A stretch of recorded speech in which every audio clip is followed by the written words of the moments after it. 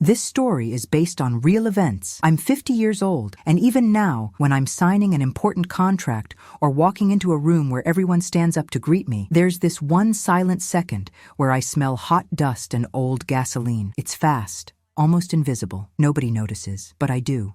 I see it. And I'm back on a bus station platform, back to a girl who was way too thin, clutching a little plastic bag with a lump in my throat so big it felt like I'd swallowed a stone. My name is Lorena, and the first time I realized my life could be negotiated was the moment I noticed my mother choosing her words the way you pick coins from the bottom of a pocket. Today I have an office with huge windows, a team that trusts me, and a routine that from the outside looks like one straight line of success. But the truth is, I was made of curves, tight curves, the kind that almost throw you off the road, and I'm going to tell you how I got here. I'm only asking one thing: don't rush.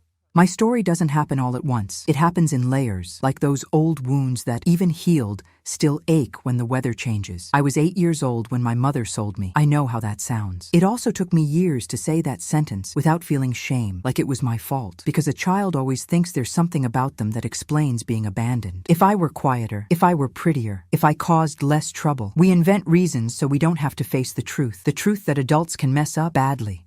And some mistakes have a price. Some mistakes come with a receipt. That day, I woke up early because my mother told me to wash my face and brush my hair properly. She said I was going to meet someone, and I needed to look presentable. I remember the way she said that word, presentable, like I was a dish on a table or a product in a store window. Our house was small, with thin walls, the kind where you can hear your neighbor breathing. I grew up hearing muffled arguments, hidden crying, and broken promises. My mother wasn't just cruelty, she was also exhaustion, an exhaustion that seemed to live inside her bones. Sometimes she hugged me too tight, like I was the last thing she had in the world. Other times, she looked at me like I was the reason the world felt heavy. That day, she didn't hug me. She stayed serious, with messy red lipstick and a purse I didn't remember seeing before. I remember because the purse had a gold clasp that flashed when light came in through the window. I stared at that clasp like it was a sign, a warning.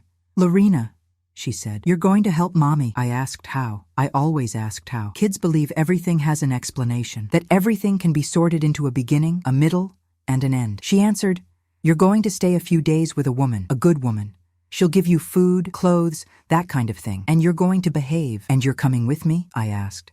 My mother took a deep breath, like the question was a weight on her chest. "I can't," she said. "It's just for a while." That phrase, "just for a while," is one of the most dangerous things an adult can say to a child, because a while can turn into years. It can turn into an entire life. The woman arrived late in the morning. I heard the car before I saw it. A car different from the ones that passed on our street. Quieter, steadier. When she walked in, it was like the house shrank. She was tall, wore a sweet perfume, and had her nails painted a pale color that, back then, I thought looked fancy. She smiled at me, but it was a smile that never reached her eyes. She looked at me like she was checking an object. If it was intact, if it would do, if it was worth taking. "This the girl?" she asked, without saying my name. My mother answered fast, "Yes, this is Lorena." The woman nodded, digging in her purse, and I caught a glimpse of a brown envelope. I didn't understand in that moment. I only noticed my mother started speaking quieter and faster. I noticed her hands shaking. I stood near the door with my plastic bag. Inside, a t-shirt, underwear, flip-flops, and an old notebook with no cover. I brought the notebook because I liked to draw. It was my way of existing when no one asked how I was doing. The woman asked if I knew how to be obedient. I said yes, because I wanted to be chosen, and at the same time, I wanted not to be. My mother pulled me close, fixed my hair, and whispered, "Don't embarrass me." It wasn't, "I love you." It wasn't, "Come back soon." It was that. When I walked out the door, I looked back, waiting for one last gesture, one last hesitation, like in the movies. I wanted to believe she'd run after me and say she changed her mind, but she just stood there, hand on the doorframe, face hard. I still remember the click of the door closing. The car had leather seats that stuck to your skin. I sat carefully, like I didn't have the right to dirty anything. The woman drove without looking at me. On the radio, a cheerful song was playing, and it confused me. How could the world keep singing while my life was being ripped out by the roots? I asked where we were going. She said, "Somewhere better than that." "And my mom?" I asked. She paused for a long moment, and I could feel my question had annoyed her. "Your mother knows what she's doing," she said. "Now be quiet." I obeyed. And in that instant, I learned something it took decades to unlearn. I learned to swallow my questions. The trip felt endless. I watched the city fall away, the houses change, the streets turn into highway. At some point, I dozed off. I woke up with the car bouncing along a dirt stretch so hard my teeth clicked. When I looked out the window, I saw an iron gate and a big house surrounded by trees. "We're here," she said. The house smelled like disinfectant and silence. A heavy silence, like the walls had heard too much and decided not to repeat it. She took me to a small room in the back, a narrow bed, a wardrobe, and a high window. "This is your corner," she said. "You're going to call me Donna Selina, understand?" I nodded. She pointed to a bucket and a broom. "First, you're going to clean the kitchen floor, then I'll show you the rest." I looked at her, waiting for it to be just a beginning, some kind of game. Because in my head, a few days meant watching TV, eating good food, maybe getting a gift. Kids always imagine what they don't know, but there was no TV for me, no gift. There was work. On the first day, I washed dishes until my hands wrinkled. On the second, I learned to scrub the bathroom with cold water. On the third, I already knew the exact hour Donna Selina got more irritated, when the coffee wasn't hot, when the rag wasn't wrung out right, when I breathed too loudly. I'm not going to tell you shocking scenes. My story doesn't need that. What happened there was a kind of violence that doesn't make noise. The violence of taking away a childhood little by little, like pulling thread after thread from a piece of fabric. I didn't go to school. When I asked, Donna Selina said, "School is for people's kids. You need to be useful." I didn't understand what people's kids meant, but I understood that to her, I was less. At night, I lay in bed and pressed the old notebook to my chest. I drew with a tiny pencil, worn down almost to a stub, to make it last. I drew windows. I drew roads. I drew a face that sometimes looked like mine, and sometimes looked like someone I wanted to become. Days turned into weeks. Weeks turned into months. And I stopped asking about my mother, because every time I asked, Donna Selina answered with a crooked smile, "She did what was best for you. You should be grateful." The word grateful made me want to throw up, but I swallowed it. I swallowed everything. Hunger, anger, fear, missing her. I swallowed it like bitter medicine, fast, without breathing, waiting for it to pass. Every now and then, someone showed up at the house, a neighbor, a relative, a man who didn't talk much. When there were visitors, Donna Selina told me to disappear. "Go," she'd say. "Stop hovering." I learned to walk without making noise, to set a glass on a table without clinking it, to breathe slowly. I became a well-trained ghost. And you know the cruelest part about becoming a ghost? After a while, you start believing you don't exist. It was on a rainy afternoon that I almost forgot my own name. I was hanging clothes under the covered line, and water ran off the roof in thin streams, like the world was crying for me without me even asking. Donna Selina had gone out, which was rare, and I heard a different voice near the gate, a woman's voice, steady, asking something. I froze, a wet sheet in my hands. "Is anyone there?" I didn't answer at first. My body had already learned that answering could be dangerous, but the voice repeated, closer. "Hi. I'm dropping off flyers for the vaccination campaign. Is there a child in the house?" The word child hit me like an old memory. I almost laughed, almost cried. Child. Was I still one? I took a step, then another, and I appeared on the porch. The woman at the gate wore a vest and held a clipboard. She had sharp eyes that notice the details you're trying to hide. "Hi," I said barely. She looked me up and down, and I felt ashamed of my worn dress, my hair tied up any old way. "What's your name?"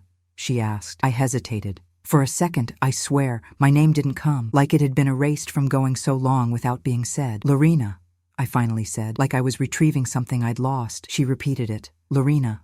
That's all." But hearing my name in the mouth of someone who wasn't ordering me to shut up, it was like opening a window. "How old are you, Lorena?" "I don't know," I said, and it was true. I'd lost track. The days were too identical to become memory. She frowned. "Do you know what year it is?" I shook my head. The woman took a deep breath like she was holding back anger. "Who lives here?" she asked. "Donna Selina," I said fast. "And your mother?" I swallowed hard. "She doesn't live here." She went quiet for a moment, looking into the house. Then she lowered her voice. "Do you go to school?" I shook my head again, and my face burned. She wrote something on the clipboard. "I'll come back," she said. "What was your name again?" "Lorena." She smiled, different this time, a smile that felt like it meant, "I see you." "Okay, Lorena, I'll be back." When she left, I stared at the gate for a long time. My heart was racing like I'd committed a crime just by answering questions. That night, I couldn't sleep. I kept thinking about what "I'll come back" meant. I kept wondering if someone could really come back and change something, or if "come back" was just another pretty word, like "for a while." Donna Selina came home irritated, complaining about the rain, slamming the door. When she saw me awake, she asked what I was doing out of my room. "Nothing," I said. She narrowed her eyes. Nothing is what lazy girls do. Tomorrow you wake up earlier. I wanted to ask about the woman at the gate, but I stayed quiet. I'd learned questions were dangerous. The next day, though, Donna Selena changed the routine. She didn't let me go into the yard, didn't let me near the gate. She made me stay inside, cleaning things that were already clean. And in that change, I understood. She was scared. Scared someone would look too closely. That lit a spark in me. Because when an adult is scared, it's because there's something wrong they don't want seen. And for the first time, I thought, maybe I'm not the one who's wrong. Maybe what's wrong is the place they put me. 2 days later, the woman came back. I recognized her voice before I saw her. She called from the gate, steady. Donna Selena, I'm with the health team. I need to speak with you. I heard Donna Selena answer from the front in a fake tone. Too sweet. Oh yes, of course. Just a moment. My heart started pounding so hard, I thought she'd hear it from the other side of the house. I was in the kitchen, my hand shaking as I held a rag. Donna Selena came in with her face tight and whispered, "You don't open your mouth, you understand? You don't talk to anyone. If you do, you'll regret it." I nodded. My stomach flipped. She went to the living room, and I stayed in the kitchen, trying to listen. The voices came muffled, but I caught pieces. Documents. The girl. No need. Everything's fine. A cold line ran up the back of my neck. Documents. I didn't have documents. I didn't have anything. I was just a presence in that house. At some point, Donna Selena called out, "Lorena!" My spine went stiff. I walked to the living room slowly, like I was heading to punishment. The woman in the vest was there. She looked at me calmly and asked, "Hi, Lorena. How are you?" Donna Selena answered for me. "She's great. A blessing. Helps me so much." The woman nodded, but I could tell she didn't believe it. She turned to Donna Selena. "I need to weigh and measure the girl." "Protocol." "What for?" Donna Selena snapped. "To track her development. It's mandatory." Donna Selena made a face, but she went to get a measuring tape and an old scale. When the woman stepped closer to measure my height, she leaned in and whispered so low it was almost just air. "If I give you a paper, will you keep it?" My eyes burned. I didn't know what to say. I just nodded, tiny. While Donna Selena turned away to look for something, the woman discreetly slipped a folded paper into my hand. I closed my fingers fast, hiding it in the cuff of my dress like it was a diamond. Then she finished the checkup, wrote more things down, and said she had to go. Before leaving, she looked at me again. "Lorena, I'll be back." When the door closed, Donna Selena came at me with that cutting stare. "What did she give you?" she demanded. "She didn't give me anything," I lied, and my heart nearly jumped out of my mouth. She searched me quickly, tugged at my dress, checked my pockets, but she didn't find it because I'd shoved the paper into the torn lining of my old notebook. I'd done it in 1 second of pure panic. Donna Selena stared at me for a long time, like she was deciding whether I was lying. Then she spat the words, "Go to your room, now." I went. When I shut the door, my legs gave out. I sat on the floor, grabbed the notebook, and opened it carefully, like it was a living secret. My fingers shook. I pulled out the folded paper. There was a name and a phone number, and one short, simple line that felt impossible in that world. "If you need it, ask for help." I read it and reread it, over and over, until the letters burned into my brain. Help. The word felt too big to fit inside me. I stared at that paper thinking, how do you ask for help when you've learned that staying quiet is how you survive? How do you call someone when you don't even know if you have the right? That night, I slept with the paper hidden under my pillow, and I dreamed of the bus station. I dreamed of my mother turning her back. But in the dream, I screamed. I screamed loud, and my voice came out. I woke up terrified of the sound trapped in my throat. Morning came, and with it, more work. Donna Selena seemed even more nervous. She locked the gate with 2 full turns of the key. She ordered me to stay inside all day, and even without saying it, I understood. She knew someone had seen, and when someone sees, control starts to slip. I started noticing things I'd never dared to notice before. The way Donna Selena avoided saying my name around other people. The way she changed the subject when someone asked where I was from. The way she hid me. I started feeling something dangerous. Hope. Hope is dangerous because it makes you act, and acting in that house could cost you. I waited for an opening. It came on an afternoon when Donna Selena went to the market and forgot to lock up the landline phone, an old phone that sat on a little table in the living room, used more as decoration than for actual conversations. I knew she sometimes locked it away in a drawer, like a phone was a weapon. I stood still for a few minutes, listening to the car fade down the road. Then I walked to the living room like I was stepping on glass. The phone was right there. I had never dialed a number by myself. I wasn't even sure I could, but I'd seen people do it before. I'd seen fingers press buttons. I'd heard the sound. Beep, beep, beep. I took the paper, looked at the number. My hand shook so badly I messed up twice. I breathed in deep, trying to remember my name, my body, my right to exist. On the 3rd try, I got it right. It rang. 1, 2, 3 rings. Someone picked up. Hello? It was the woman in the vest. I swallowed hard, my throat locked. For a second, I almost hung up. Hello? She repeated, more alert. And then I managed, in a thread of a voice, to say the sentence that changed the direction of my life. It's Lorena. There was a short pause, and I heard her catch her breath on the other end. Lorena, are you okay? Can you talk? I looked at the door, the windows, the hallway. I felt fear squeezing my ribs. No, I whispered. She'll be back any minute. Listen, the woman said, fast, firm. Are you alone right now? Yes. Can you get out through the front? No. It's locked. And the back? Is there another way out? I thought about the yard, the fence, the smaller gate that opened into a narrow passage. Maybe, I said. Lorena, focus. I'm going to get help. I need you to tell me the address. Address. I didn't know it. I knew the route by the window, by the smells, by the curves, but I didn't know the street name. My world had always existed without signs. I don't know, I said, and my voice cracked. On the other end, she didn't scold me. She didn't call me stupid. She just breathed and said, that's okay. Look out the window. Is there a sign, a store, a name painted on a wall? I ran to the window, pulled the curtain back a little. I saw a wall with a faded mural, and farther down, a little corner shop with a banner. I read with difficulty, putting letters together like I was building a puzzle. M-A-R-K-E-T. The word came out crooked. So Naldo's Corner Market, I finished, remembering I'd heard Donna Selena say it once. Great, she said. Where is it? Do you know the neighborhood? I spotted a sign on a pole and my heart took off. Jardim, Santa, Rita. I read slowly. Okay. Lorena, listen. If Donna Selena gets back, you hang up. If you can, go somewhere you can lock the door. Understand? I could barely answer. I understand. You're very brave, she said, and those words poured into me like warm water into a frozen body. Brave. No one had ever called me that. Far away, I heard the sound of the car coming back. She's here! I blurted out, panicked. Hang up now, the woman ordered. I'm coming. I hung up. My whole body was shaking. I ran to my room, hid the paper again, sat on the bed trying to look normal. But normal was something I didn't know how to be anymore. When Donna Selena walked in, she had shopping bags and the worst mood. She threw the bags on the table and shouted my name. Lorena.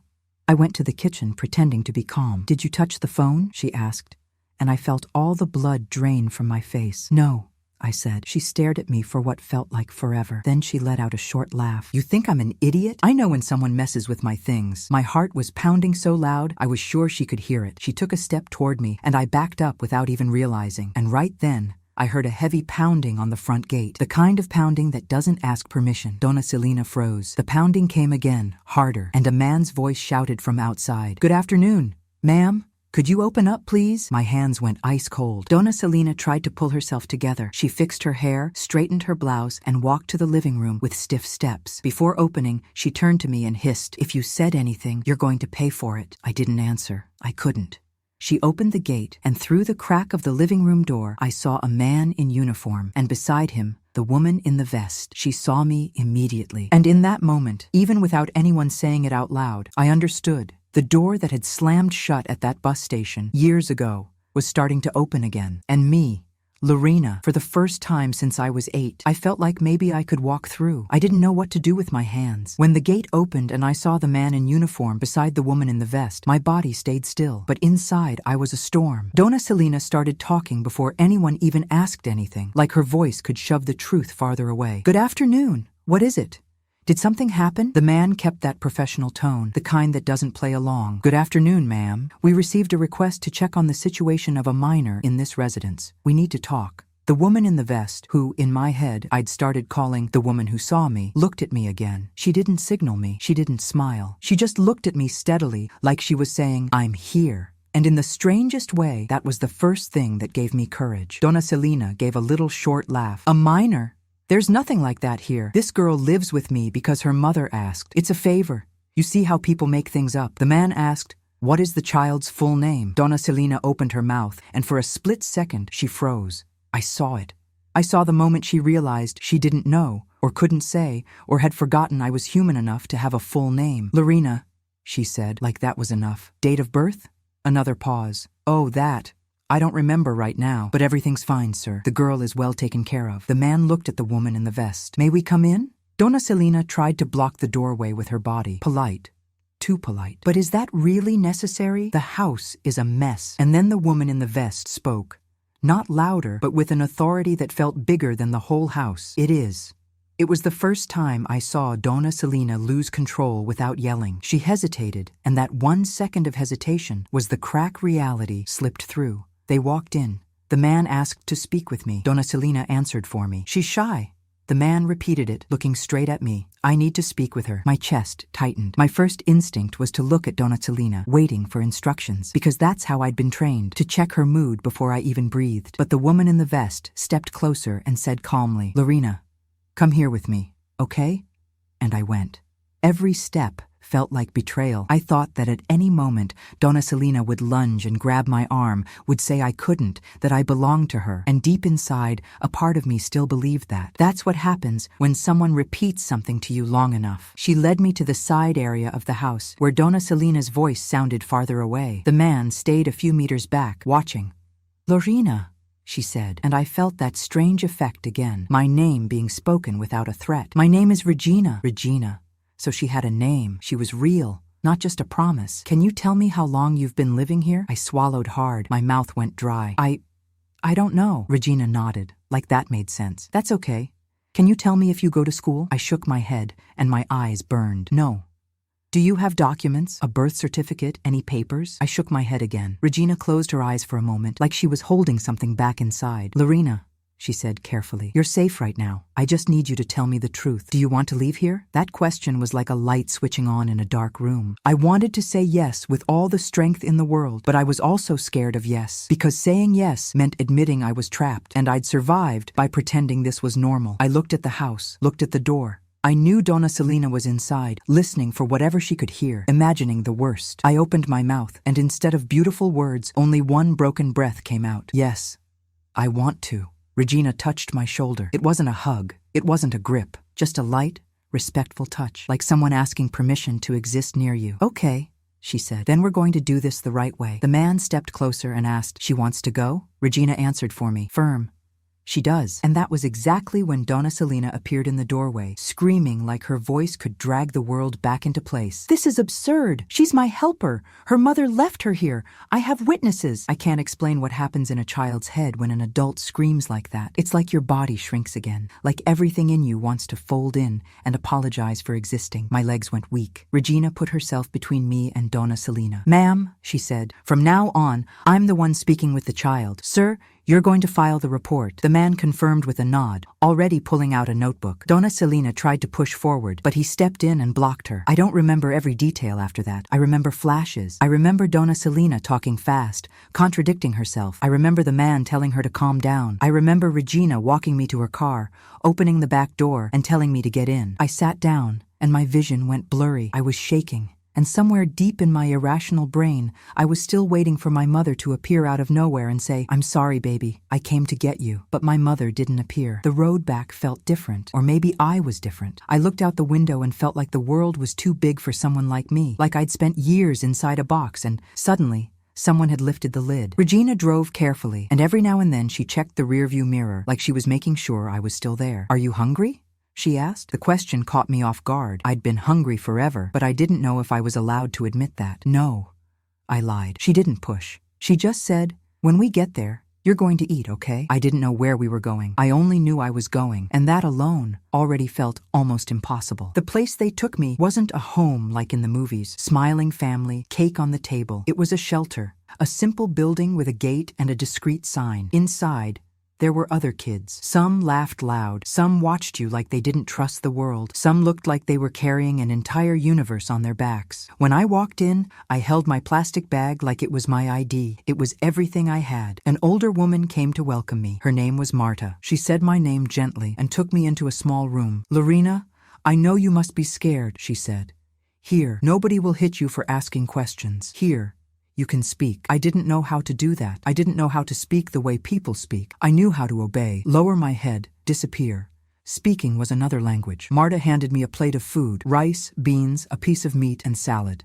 I stared at it like it was forbidden. When I put the first spoonful in my mouth, I almost cried, because the taste wasn't just food, it was proof. Proof that someone had made that for me, not for me to serve. Eat slowly, Marta said. You don't need to rush. I ate slowly, but my body didn't trust it. My body was sure the food would end, that someone would take it away, that I didn't deserve it. Then Marta showed me a room with bunk beds. I was going to share with other girls. One of them, with short hair and sharp eyes, watched me. You knew? She asked. I nodded. What's your name? Lorena. She made a funny face. Pretty name. I'm Jessica. Jessica talked to me like I was normal, and that scared me more than any screaming, because when someone treats you like you're normal after years of being invisible, you don't know where to put your hands, your voice, your eyes. You don't know who you are without fear. That first night, I didn't sleep. I lay on the top bunk and listened to the shelter sounds. Footsteps in the hallway, a child crying somewhere, a door opening and closing. It wasn't silent there, but it also wasn't threatening like before. It was the noise of life, and still, I trembled. Because I knew something. Leaving Donna Selena's house was the beginning. But beginnings don't fix the middle, and the middle was a hole inside me, a hole made of questions. Where was my mother? Why did she do that? And was I still anyone's daughter, or was I just leftover story? In the days that followed, I started going through interviews. Different people came to talk to me. A social worker, a psychologist, someone from child services. They asked things I didn't know how to answer, not because I didn't remember, but because I didn't have the words. How did you get there? How long were you there? Were you abused? I froze at that phrase, abused. I didn't know if what I lived had a name. To me, it was just life. The psychologist, Patricia, was the first person who taught me I didn't have to choose between hating my mother and loving my mother in order to move forward. She told me, you can feel mixed things, Lorena. You can miss her and be angry. You can feel longing and also want distance. You don't have to decide that right now. I wanted to believe her, but it was hard. Inside me, I was still a little girl waiting for a hug that never came. Regina showed up sometimes. She always arrived with a folder full of papers and that sharp, noticing gaze. One day, she sat with me in the shelter courtyard on a concrete bench. Lorena, she said, we're trying to find your family, but I need to be honest with you. It might take time. I swallowed. The words take time hurt because I had lived through for a while that turned into years. Did you meet my mother?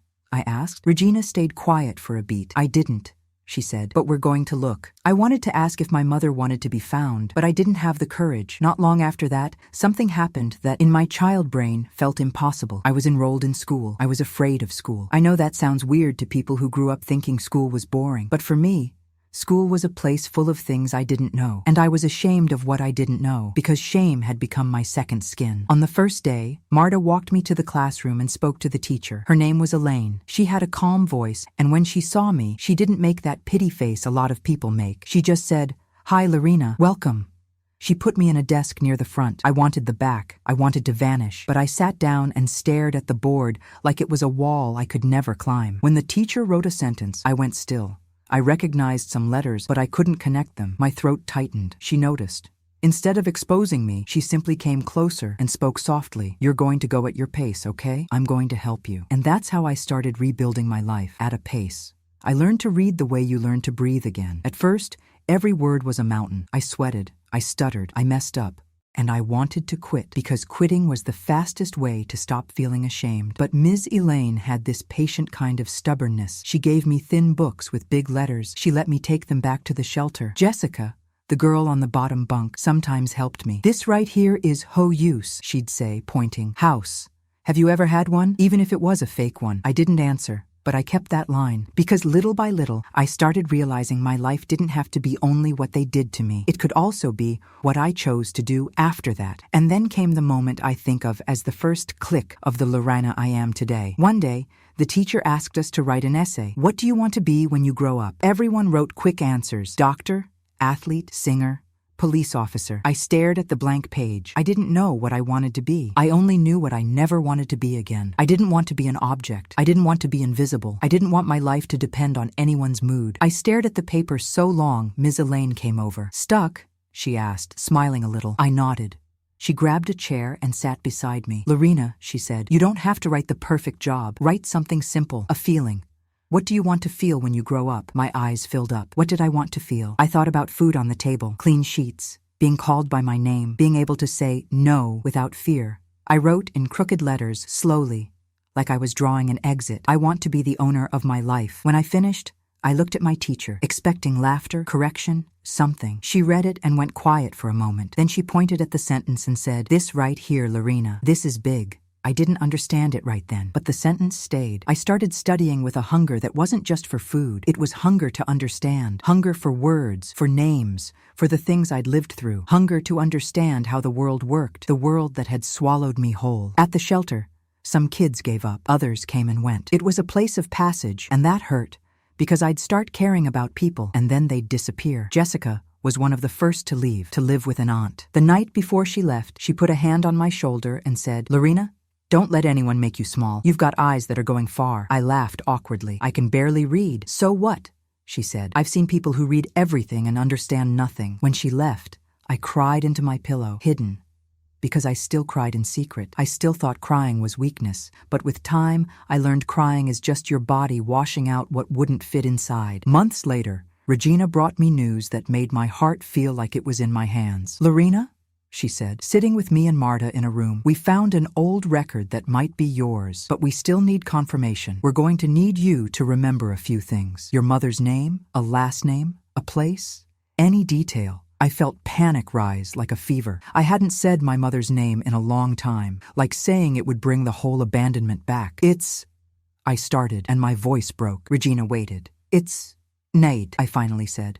"My mom, her name is Nate." Marta wrote it down. "And your father?" I made a face. Father was an empty word in my life. "I don't know." "Any relatives? A grandmother? An aunt?" I shook my head. "I remembered a neighbor who used to sneak me candy, but I couldn't remember her name." Regina nodded. "Okay, that helps. We'll keep going." When they left, I stayed sitting there alone, and something strange happened. I felt longing. Not longing for my mother the way she was on the day at the bus station, but longing for an what if.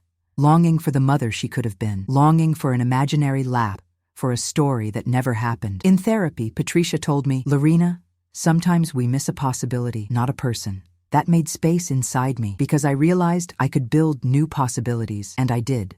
I joined a tutoring program, then a basic computer course. I remember how fascinated I was by the keyboard, by the idea that letters could become things, could become a resume, a request, a document, a future.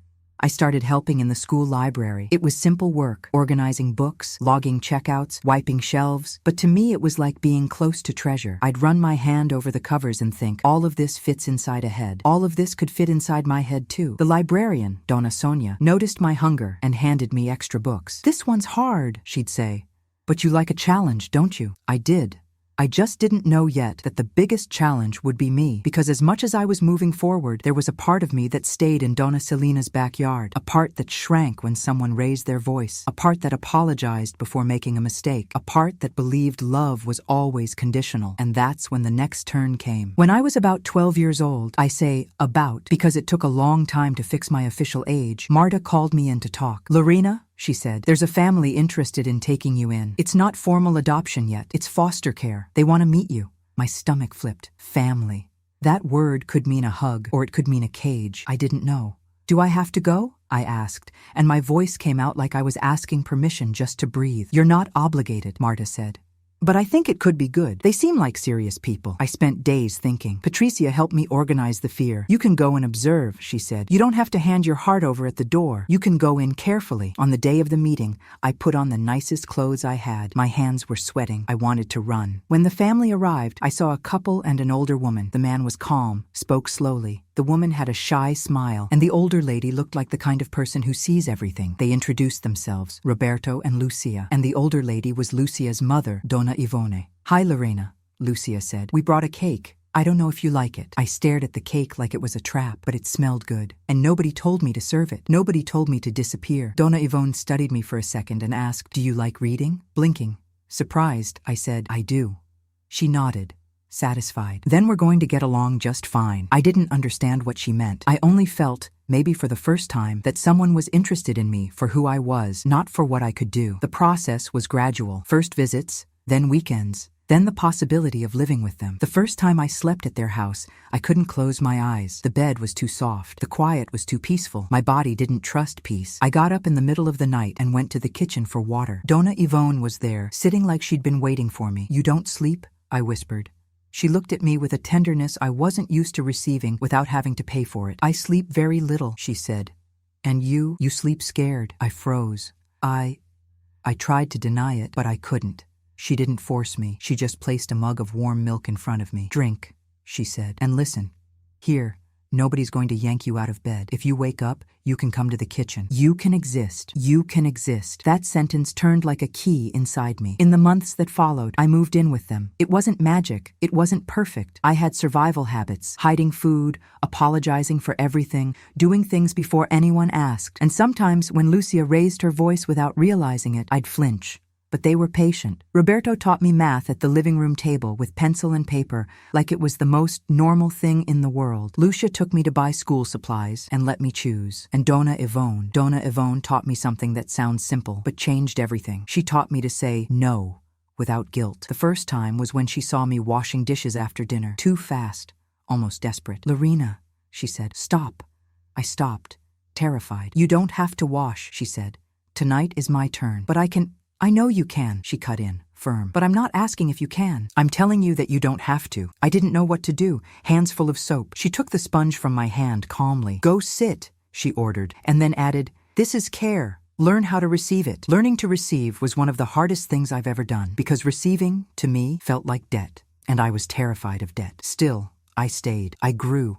I became someone who could raise her hand in class without shaking. Someone who could read out loud, someone who could look in the mirror and recognize a face, but the shadow of where I came from still followed me, and it got heavier when one day, Regina called me, by then I knew how to answer a phone, and said, "Lorena, we located your mother." The floor disappeared under me. She's alive?" was the first thing I managed to ask. "She is," Regina said, "and she wants to talk, but only if you want to." I gripped the phone so hard my fingers hurt. I wanted to say yes right away. I also wanted to say no. Because part of me was still the girl at the bus station, and part of me was the teenager learning how to exist. Can I think about it?" I asked. "Of course," Regina said. "Call me when you decide." I hung up and stood in the living room staring at nothing. Donna Yvonne noticed immediately. "What happened?" she asked. I opened my mouth and felt my voice shake. "They found my mom." Donna Yvonne's face didn't change into pity. It changed into focus. "And do you want to see her?" she asked. I took a deep breath, and for the first time, I told the whole truth, no softening it. "I don't know." Donna Yvonne nodded. "Then you're going to think calmly, and you won't go alone, not to get hurt on the inside." That night, I barely slept again. But it wasn't the same fear as before. It was something else. It was the fear of looking straight at the wound and finding out it still bled. I kept remembering my mother's face, trying to pull details back. Sometimes, I remembered her laughing when I made silly faces. Sometimes I remembered the messy lipstick and the gold clasp on the purse. And I kept asking myself, which memory is real? The mother who laughed, or the mother who sold me? In the morning, I decided. I called Regina and said, "I want to meet her." When I said it, my voice came out steady, and I realized that somehow I wasn't asking permission to exist anymore. I was choosing. Regina scheduled the meeting for the following week in a neutral place, and when the day came, I put on a simple shirt, tied my hair back, and got in the car with Donna Yvonne beside me. She didn't talk much. She just squeezed my hand once, quick, like she was saying, "You're not alone." On the way, I stared at the streets, trying to guess which corner would hold destiny. My heart pounded so loud I almost heard it. I didn't know what I wanted to hear from my mother. Sorry? An explanation? A hug? Or did I just want to look at her and finally understand that I survived despite her? When we arrived, Regina was at the door, waiting. She greeted me and said softly, "She's already inside." I breathed in deep, and in that second I saw myself in two versions. Little Lorena, with the plastic bag, and teenage Lorena with books in her backpack, both inside the same body. Regina opened the door, and I walked in. On the other side of the room, sitting on a chair, was a woman I recognized and didn't recognize at the same time. Older face, different hair, but the same eyes. Eyes that, for one instant, went straight through me. She stood up slowly, and she said my name like she was testing if she still had the right, "Lorena." And I understood that from that point on, nothing in my life would be the same. The first thing I noticed when I saw her standing was her hands. My mother's hands were trembling. Not a dramatic soap opera tremble, a small one, almost invisible, like her body was trying to hold an old weight without letting it fall in front of anyone. "Lorena," she repeated, and her voice carried a thin strand of hope, like saying my name could pull back a time she'd thrown away. I stayed still, not because I lacked courage, because I had too much inside me. There was anger, there was longing, there was disgust, there was that absurd longing for a hug that never came. Part of me wanted to run and hold her. Another part wanted to turn around and leave without saying a word. And then there was the part I was learning to build, the part that breathed in and decided, "I'm going to look at this head on." Regina stayed off to the side of the room, alert. Donna Yvonne sat near me, but not pressed up against me. She was there like solid ground, not like a cage. My mother, Nade, I had to remember that, tried to step toward me. I took half a step back without even realizing it, and she stopped midair, like she'd hit an invisible wall. You're big, she said. I thought I had to grow up by myself, but I didn't say it. Not yet. Regina broke the silence in a calm voice. Nade. Lorena agreed to come talk. Let's respect her timing. My mother nodded fast, like she'd agree to anything, just not to lose the chance. She sat back down, adjusting her skirt, staring at her own hands. And then, like she couldn't handle the quiet, she started talking in a way I recognized instantly. Talking fast, so she didn't have to think. I looked for you after. I swear I did. I didn't have a way. I didn't know where. I didn't have money even for the bus. Something stabbed in me, because that sentence was trying to become an excuse, and I wasn't a child anymore who took excuses like food. Why did you do it? I asked. My voice came out low but steady. And when I heard the steadiness, I surprised myself. My mother blinked over and over, opened her mouth, closed it, then let out a heavy breath. I was desperate, she said. I didn't know what else to do. I stared at her. Desperate enough to negotiate me. I didn't say the word that burned my tongue. Sell. I still feared saying it, like saying it would make it more real. She pressed a hand to her chest, like I'd slapped her. Don't say it like that, she pleaded. Then how do I say it? I asked, and my throat tightened. What do I call what you did? The silence got thick. Regina didn't jump in. Donna Yvonne didn't either, and that gave me room to be whole. Whole. For the first time in front of my mother. Nade rubbed her face, exhausted. I owed bad people, she said. I was scared. They came to my door. They threatened me. I didn't want something worse to happen. My stomach turned. It was always that word. Worse. As if what happened to me wasn't bad enough. And you thought leaving me with a stranger was better? I asked. She started crying, but it was controlled crying. The kind you do when you've learned to cry quietly so nobody hears. I thought she would take care of you, she said. She promised. She said you'd eat, you'd go to school. I was stupid, Lorena. I was weak.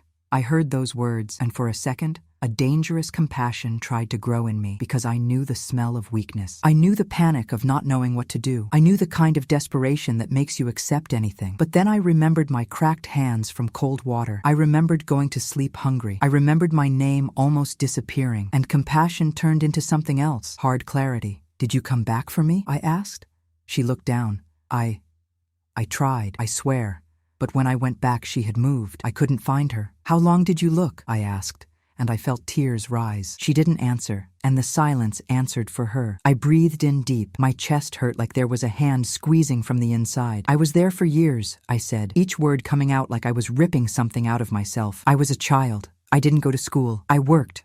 I thought I didn't exist. My mother started sobbing. I didn't know, she kept repeating. I didn't know, and I wanted to scream. You should have known. You were the adult, but I didn't scream. Because screaming, I learned, is for people who are sure someone will stay to listen. And I still didn't trust that with her. I looked at the woman who brought me into the world and took me out of it at the same time. And then I said the sentence I never imagined I'd be able to say. I didn't come here to forgive you today. Nade's eyes snapped up, shocked, like I'd broken a rule. I came, I continued, because I needed to see you as you really are, not the mother I invented in my head, not the mother I dreamed would come get me. I needed to see the real person. She stayed silent. And the real person is you, I said, with your fears, with your choices, with your consequences. My mother wiped her face with her hands. Do you hate me? She asked.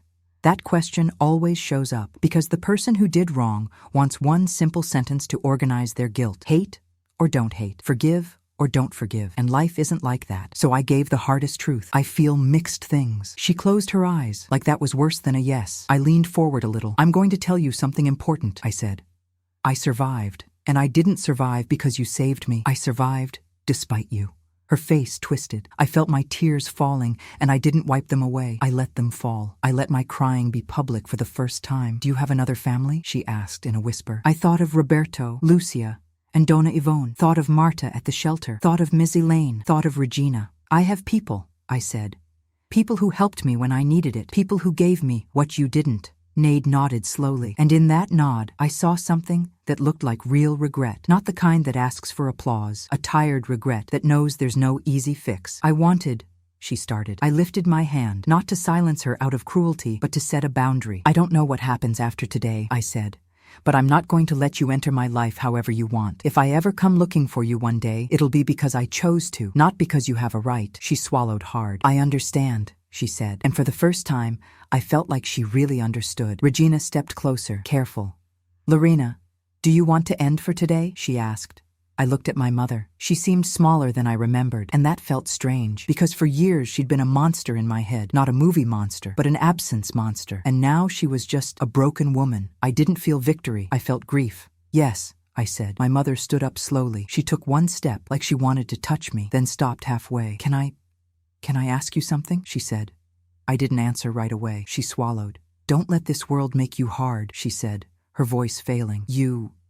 You were such a..." She didn't finish. Maybe because any adjective would be useless now. I looked at her for a long moment, and I said something that surprised even me. "I already got hard for a long time. Now I'm trying to be whole." Nade cried again, but I wasn't there to take care of her tears. I'd taken care of too many tears in my life. I turned my back and walked out with Donna Yvonne. In the car, she didn't bombard me with questions. She just drove in silence, letting me breathe. After a few minutes, she said, "You were very brave." I stared out the window, watching the streets slide by. "I'm tired," I admitted. Donna Yvonne nodded. "Courage makes you tired too," she said. "But you know what I saw? I saw a girl who learned to protect herself and still didn't lose her truth." I didn't answer, because I didn't know how to receive praise without thinking it was a trap, but I kept it. That night, I dreamed of the bus station again. Only this time, I didn't scream. I picked up the plastic bag, and instead of waiting for someone to choose me, I walked out of the scene by myself, like the dream was finally accepting that I wasn't a hostage to that moment anymore. After meeting my mother, something shifted inside me. Not relief, the way people imagine. I didn't wake up light. I woke up more aware. It's different. I stopped wasting energy trying to understand the unexplainable. I stopped waiting for the past to apologize in the right way. And that energy, I started using it to build. I studied like I owed it to myself. I didn't just want to pass the grade. I wanted to master life. I wanted to look at a piece of paper and not feel fear. I wanted to understand contracts, laws, numbers, everything that one day had allowed an adult to treat me like merchandise. When I say that today, a lot of people think it's beautiful. But back then, it wasn't beautiful. It was urgent. It was rage turned into discipline. I remember the day I got my first course certificate, a simple piece of paper with my name written correctly, Lorena, last name added later, when my documents were finally made official. I held that paper carefully, like it was glass. Donna Yvonne looked at me and said, "Look at that. Nobody can take this from you." And I thought, finally, something is mine. In high school, I started working part-time, not because anyone forced me to, but because I wanted to. I wanted my money. I wanted independence. My first job was at a neighborhood corner market as an assistant. I stocked shelves, scanned groceries, cleaned the counter, and even there I realized I had something most people didn't pay attention to. I observed. I watched what sold the most, which days had more customers, what made people come back. I watched how the owner negotiated with suppliers. I didn't know that was called business sense. I just knew that, for me, understanding was surviving. One day, the owner of the market, Seu Alvaro, called me aside. "Lorena," he said, "you're good. You pay attention. You don't disappear from work. You want to learn?" I nodded. He taught me simple things: how to track what comes in and what goes out, how to check an invoice, how to negotiate price. For him, it was routine. For me, it was like discovering a map, and at the same time, I kept studying. I took the bus early, came back late, helped at home, did homework. Some days I wanted to collapse, and sometimes I did. But I got back up, not because I was a heroine, because I had a promise written in an old essay to be the owner of my life. When I turned 18, the question everyone asks showed up. So, what now? I had good grades, but I didn't have money for a private college. I tried scholarships, entrance exams, everything. And when I finally got an opportunity at a public university into a program that matched the way my brain likes to think and organize the world, I felt a kind of joy I didn't even know how to name, like I was walking through a door people always told me was for other people. On my first day at university, I sat in the back of the classroom, like I'd always wanted to do in school, and I watched people. Some talked about traveling, some talked about studying abroad, some complained about small things. I wasn't judging. I just noticed I came from a different planet. And then a new fear showed up, the fear of not belonging. For weeks, I felt like an imposter. Like at any moment, someone would stand up and say, "You shouldn't be here." I smiled less, spoke less, doubled my effort so I wouldn't make mistakes. Until one day, a professor named Helena called me after class. "Lorena, you write very well," she said. "And you have a rare ability to connect theory to real life. Have you ever thought about research? A project?" I almost laughed. "Research? A project?" Those words sounded like people who had time. I work, I said. She nodded. I know, she said, and that's exactly why. You have a strength that isn't common. If you want, I can recommend you for a small scholarship. It won't solve your life, but it helps. I was embarrassed to cry right there, but I cried. Because in that sentence, it won't solve your life, but it helps. There was something I needed to hear since I was a child. Help exists, and it doesn't have to come with humiliation. With the scholarship and the job, I kept going. My days were split between class and work. I slept little, ate fast. But I was building something priceless: knowledge, autonomy, confidence. And then came my first big adult fall. I got an internship at a company. Big building, freezing AC, people in high heels and shiny badges. I walked in thinking, okay, I'm finally arriving. The first week, I did everything right. The second week, I started noticing something. I was too good at obeying. I accepted tasks that weren't mine, stayed late without complaining, swallowed rude comments, and I thought that was being professional. Until one day a manager called me in and said a sentence that made me go cold inside. You're great because you don't cause trouble. That hit me like an invisible punch. Don't cause trouble. That was exactly what Donna Selena wanted from me. That was exactly what the world always wanted. A useful Lorena, silent, who doesn't take up space. That day, I went home with a new kind of anger, not at the company, at myself, for letting the past drive my present. I sat on my bed and stared at my hands, the same hands that once scrubbed floors in silence, the same hands that now held books and typed reports, and I thought, I will not be praised for being easy to exploit. The next day,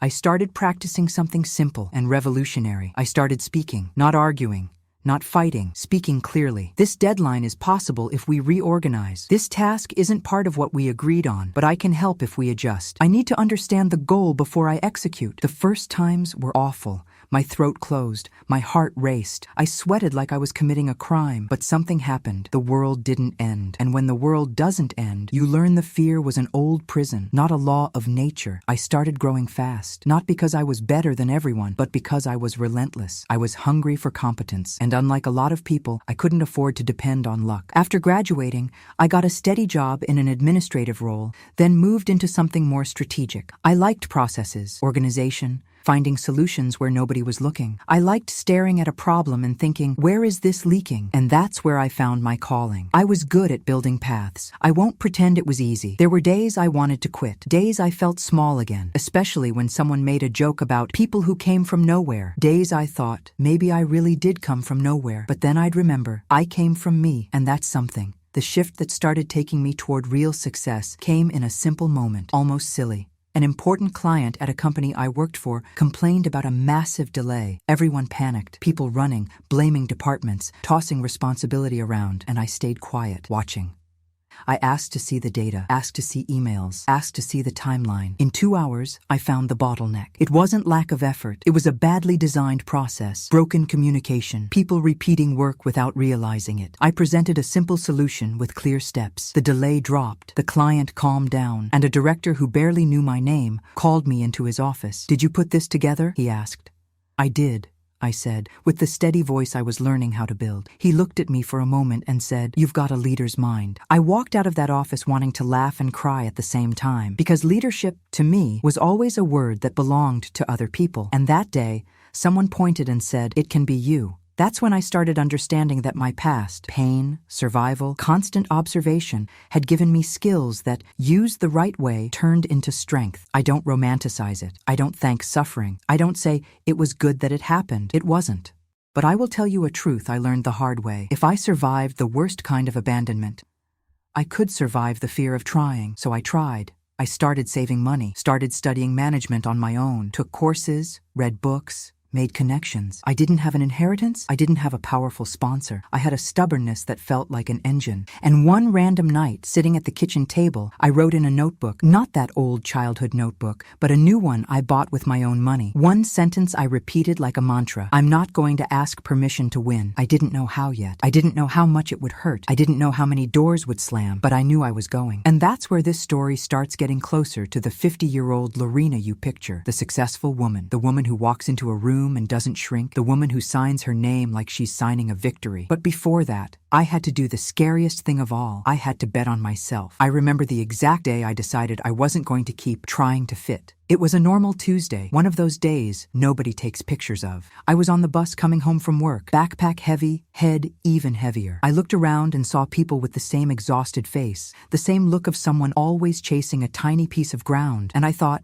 if I keep only chasing, I'm going to spend my whole life being pushed around by other people. I got off 2 stops before mine. I needed to walk, needed to feel my body, needed to hear my own thoughts without the engine noise. On the way, I passed a stationery store and walked in without thinking. I bought a notebook, a good one, hardcover, thick pages. I went home, sat at the kitchen table, and wrote at the top of the first page like it was a movie title, Project Lorena. I wasn't joking. I started listing everything I knew how to do in the simplest way possible. Organize processes, solve bottlenecks, train teams, deal with difficult clients without losing my calm, build spreadsheets that actually made sense, help small businesses stop putting out fires and start breathing. Then I wrote what I didn't have: extra money, powerful contacts, an important last name, the face of someone who was born to lead. And right under that, I wrote a sentence I'd never written before without shaking. Even so, I'm going. The first thing I did was try to be practical. If I was going to bet on myself, I needed a plan that didn't depend on miracles. I stayed at my job because bills don't wait for courage. But at night,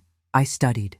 I studied how to open a business, how to price my work, how to find clients, how to build proposals, how not to fall for empty promises. I discovered something funny. The world has a lot of people who talk loud, and not that many who deliver well. I was never the loudest person in the room, but I could deliver, and that became my edge. At first, I worked on the side as a freelancer. Small neighborhood businesses, local shops, people who knew me or knew someone who knew me. I walked into cramped stores, messy offices, dusty warehouses, and I felt at home. Not because it was easy, but because I recognized that kind of struggle. The first client who truly gave me a yes without doing me a favor was a woman named Sita, owner of a small clothing shop. She greeted me with that suspicious face of someone who's been fooled by consultants who promise heaven and deliver smoke. "You're young," she said. "I am," I said. "So why would I pay you?" I took a deep breath. In the past, I would have lowered my head, but I was learning a new way. "Because I don't sell dreams," I said. "I'm going to look at your process and show you where you're losing money. If I don't find anything, you don't have to hire me." She laughed, like I was way too bold for someone who looked so normal. "Okay," she said. "Let's see." I spent a week going there after my job, watching the team, mapping the flow, checking stock, asking questions, listening. I saw things nobody saw because nobody had time to see them. People walking too much for no reason, fabric being cut wrong, orders written on loose scraps of paper, rework eating the profit. On the last day, I sat with Saida and showed her a simple plan. 3 changes, just 3. She stared at me and asked, "You're sure?" I looked right back. "I am." The next month, waste went down, deadlines improved, and for the first time, Sita could breathe without that feeling like the business was an animal about to swallow her whole. She called me into her little office and put an envelope on the desk. "This is yours," she said. I opened it and saw an amount that, to me, felt huge. It wasn't a fortune, but it was the first time I got paid for something that was mine. My brain, my analysis, my delivery. When I left, I went to a public square, sat on a bench, and cried. But it wasn't a sad cry. It was relief. Confirmation. I can do this. That day, I understood my past had tried to teach me the wrong lesson, that I only had value for what I did for others, the way others demanded, and I was going to teach myself something else. I also had value for what I built, my way. But the road didn't turn into a fairy tale. When you start growing, new fears show up. I got more clients. I started using weekends to visit companies. I wrote proposals, held meetings, built reports, and along with that, a dangerous idea started forming. What if I open a real company? Dangerous because it was big. Dangerous because big is scary. One night, in the kitchen, drinking coffee, the same kitchen where I learned I was allowed to exist, I brought it to Donna Ivone. "I'm thinking about opening a company," I said, trying to sound casual. Donna Ivone didn't widen her eyes, didn't challenge me, didn't say, "Who do you think you are?" She only asked, "Do you want to, or do you think you should?" That question disarmed me. "I want to," I said. She nodded. "Then open it," she said, like it was the most normal thing in the world. "But what if it goes wrong?" She looked at me over her cup. "Lorena," she said, "you've survived things most people can't even imagine. Messing up a plan isn't the end of the world. It's just an adjustment." That word, adjustment, hit me. Because it was exactly what I did inside other people's processes. I just never applied that thinking to my own life. So I opened it, I started small. A rented room, a computer, a phone, a simple name. I didn't want something flashy. I wanted something that felt like me. Solid, direct, real. The first months were a punch to the face because when you own the business, there's no one to pass the problem to. Clients who vanish. Clients who ask for discounts like your intelligence is merchandise. Clients who pay late. People who think they can boss you around because you're a woman. People who measure you by your heels, your lipstick, your tone of voice. There was one meeting I'll never forget. I showed up to present a project at a mid-sized company. Nice room, men in suits, coffee served. I started talking and a man cut me off mid-sentence. "You're the consultant?" he asked, eyebrow raised. "I am," I said. He laughed. I thought it would be someone more experienced. I felt the bus station girl trying to show up, the girl who lowers her head, the girl who apologizes for taking up space. But I had 50 versions of me living inside me now, and one of them grabbed the steering wheel. I smiled slightly and said, "I have experience. Maybe I just don't look like what you imagined." The air in the room changed. Some people held back a laugh. He froze for a second. I kept going, steady. Data, numbers, financial impact, steps. At the end, the company owner, another man, older, stood up and said, "That's it.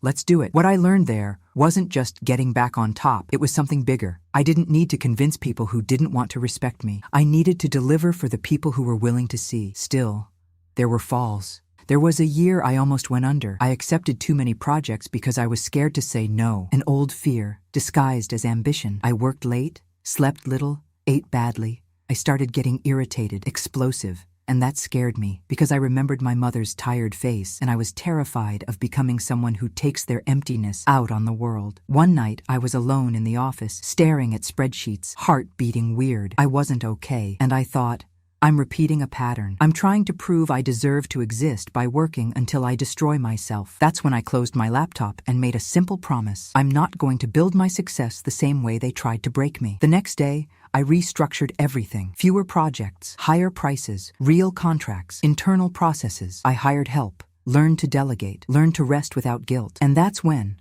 ironically, the company started growing for real. Because healthy growth isn't chaos, it's consistency. People started referring me. One client referred another. One improvement became a case study. A case study became a talk. I started giving trainings, attending events, speaking in public. At first, I was shaking inside, but I learned a trick. I spoke like I was speaking to little Lorena, the one who needed someone saying, "I see you."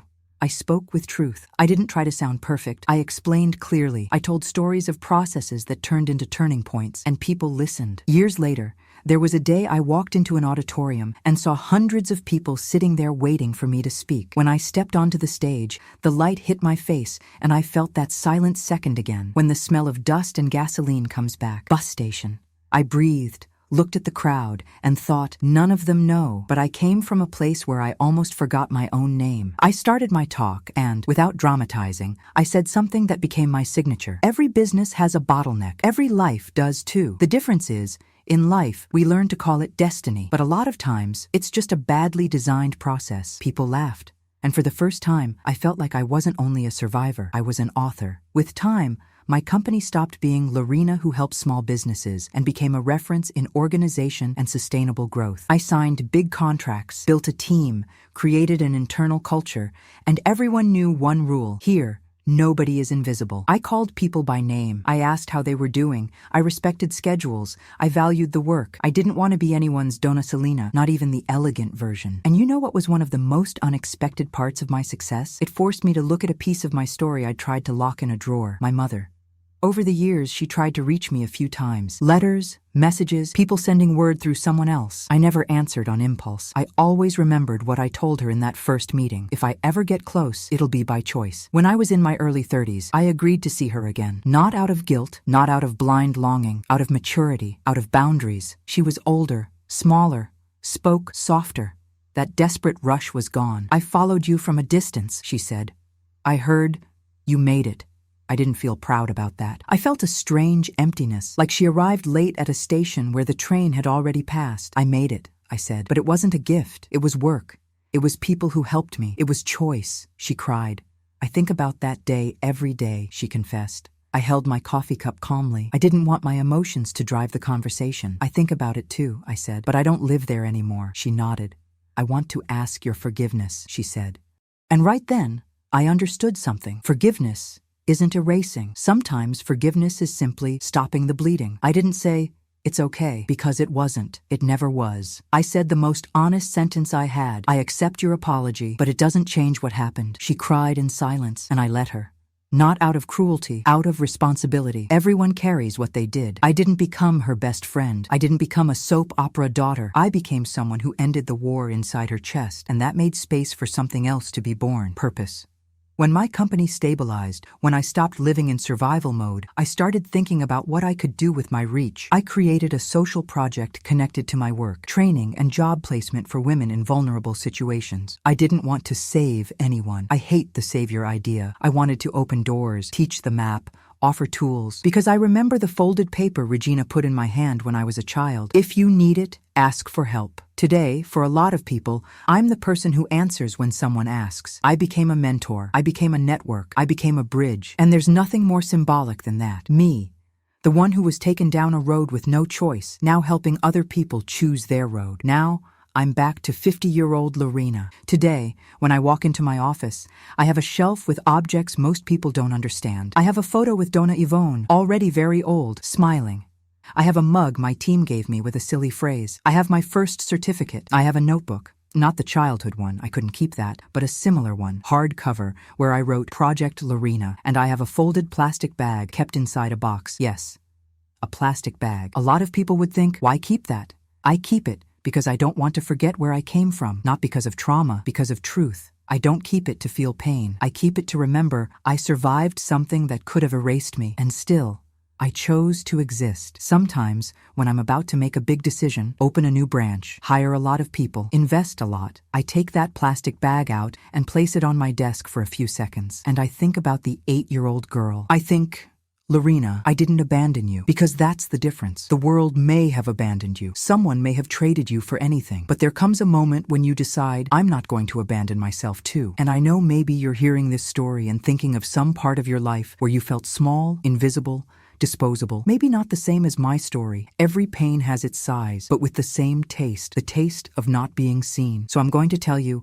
what I wish someone had told me early, looking me in the eyes without pity. You are not what they did to you. You are what you choose to build after. That doesn't erase the past. It doesn't change what was unfair, but it changes the ending. And most importantly, it changes who holds the pen. Me, Lorena, at 50 years old, successful, respected, with scars and with a story, can tell you with my whole heart, the rarest success isn't money, it's freedom. Freedom to sleep in peace, freedom to say no, freedom to be called by your name and feel like it belongs to you. And if I manage to leave a bus station carrying a plastic bag and a silence, and arrive here carrying a company, a team, and a voice, then there is a path, there is a way out, there is a restart, even if it starts small, even if it starts slow, even if it starts with nothing but a notebook and a crooked sentence. Because in the end, it's this. You don't become strong out of nowhere. You become strong when you decide you won't let yourself break again. And if you stayed with me until here, I truly thank you for listening to my story. If this hit you, like the video, subscribe to the channel, and share it with someone who needs to remember that there's still time to change their ending.